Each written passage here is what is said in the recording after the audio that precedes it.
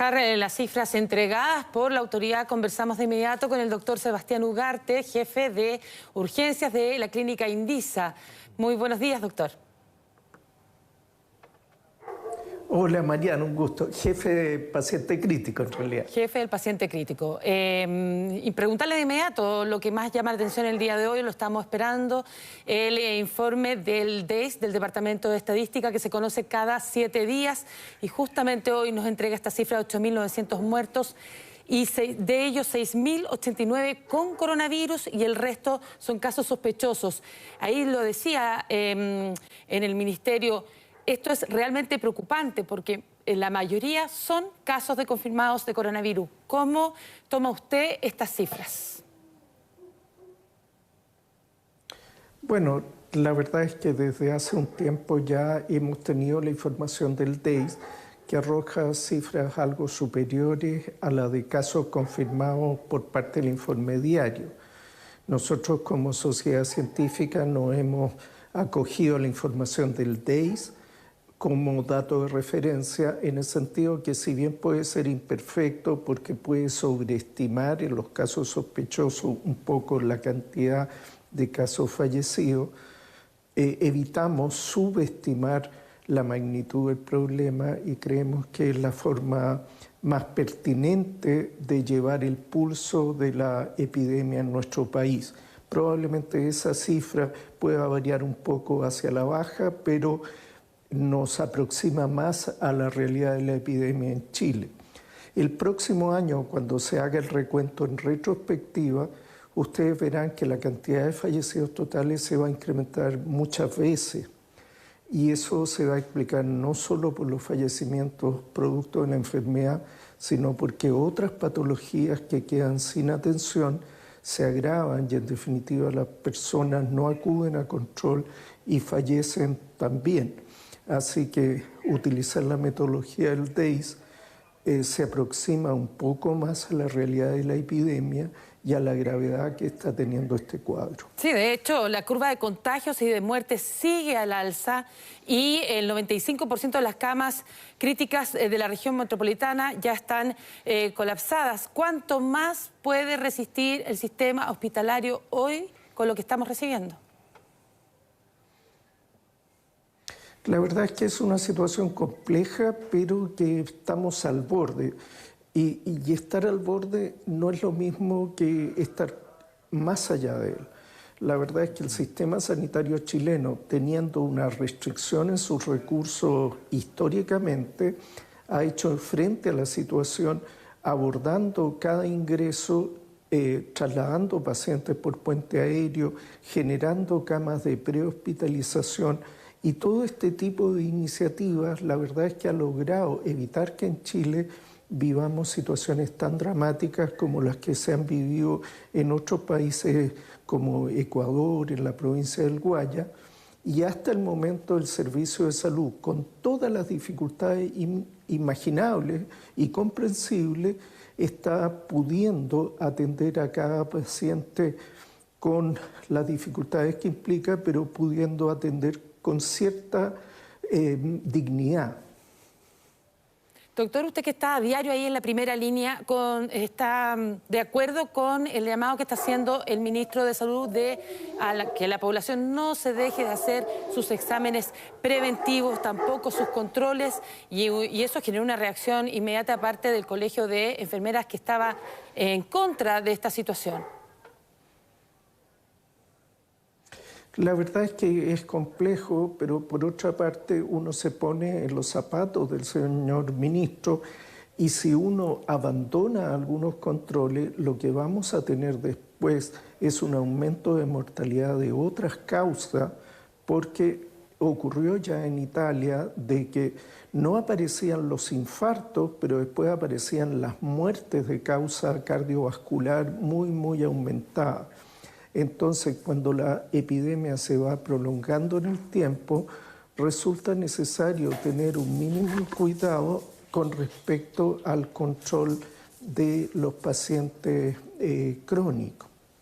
¿Y qué le parece a usted el test de saliva? Se le ha consultado también a la subsecretaria Daza respecto a eso. Se están haciendo el testeo, las muestras para ver si eso puede ser efectivo. ¿Usted qué le parece este tipo de testeo? No, la verdad es que utilizar un test de PCR para salida de la enfermedad no es tan eficiente. Sí es eficiente cuando se hacen controles hospitalarios con fines clínicos, o sea, ver la evolución de la enfermedad, cómo va la replicación del virus.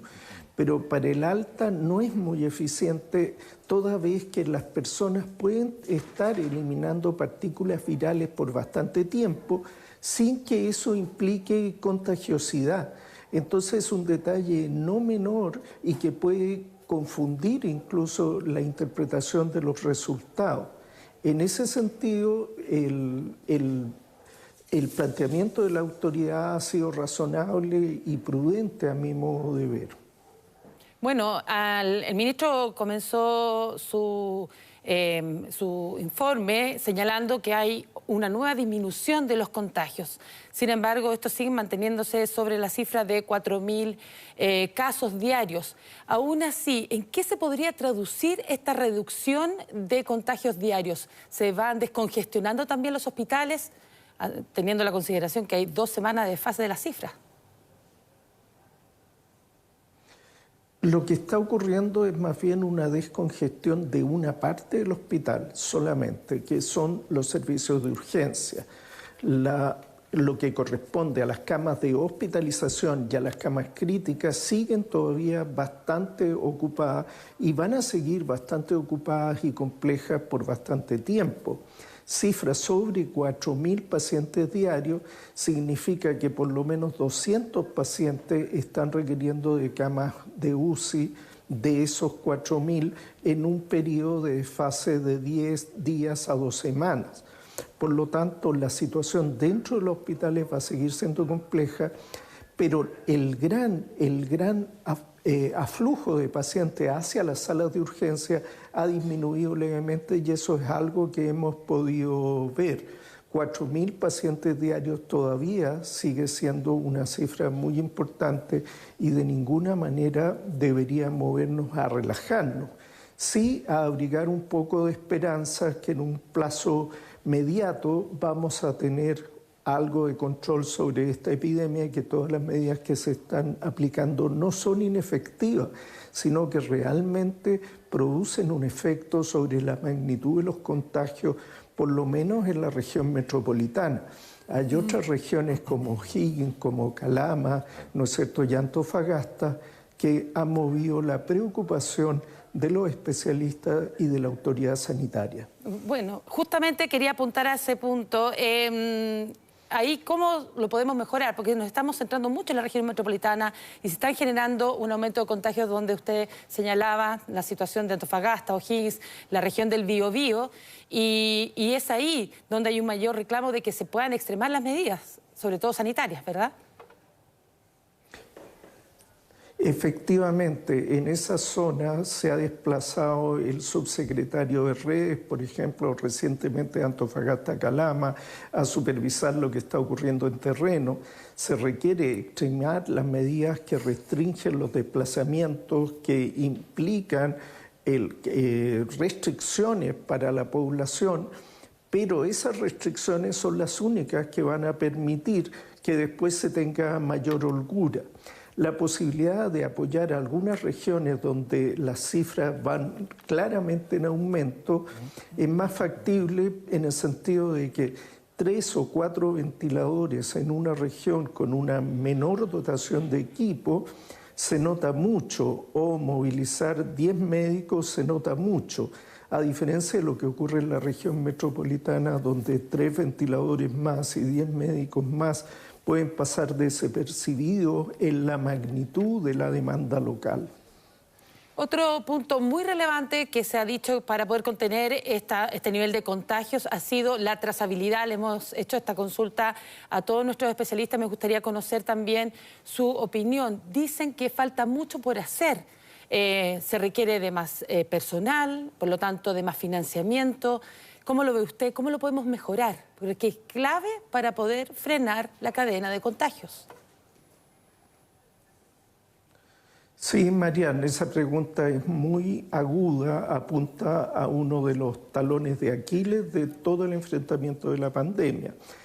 La respuesta hospitalaria se ha incrementado, se ha manejado de una manera bastante organizada, pero en el prehospitalario, en la atención primaria, es donde está la fuerza, la cantidad de comunas con departamentos de atención primaria, con gente que conoce sus vecindarios, que sabe dónde están los focos de mayor propagación, donde se tiene que hacer todo lo que es el testeo, la trazabilidad y el aislamiento. Este testeo, trazabilidad y aislamiento es clave. No sacamos nada con hacer testeo si los exámenes llegan tarde y si cuando tenemos esos resultados no hemos hecho todo el trazado de los posibles contactos a partir del caso índice. Eso requiere miles de profesionales de la salud. Es un esfuerzo de país gigantesco. El nuevo ministro ha dado señales en el sentido de fortalecer todo esto con inyección de recursos, con coordinación con la atención primaria, y eso es clave, realmente clave, si queremos parar esta velocidad de propagación que nos tiene pasando días muy duros en el país. Es claro lo que usted está señalando, es algo que se ha demostrado a nivel de todos los países del mundo, sobre todo los más desarrollados y los que están enfrentando esta pandemia tan fuerte como nos está golpeando a nuestro país. Muchas gracias, doctor, por este contacto. El doctor Sebastián Ugarte, jefe de pacientes críticos de la clínica Indisa. Muy buenos días. No, gracias a ti, Mariana.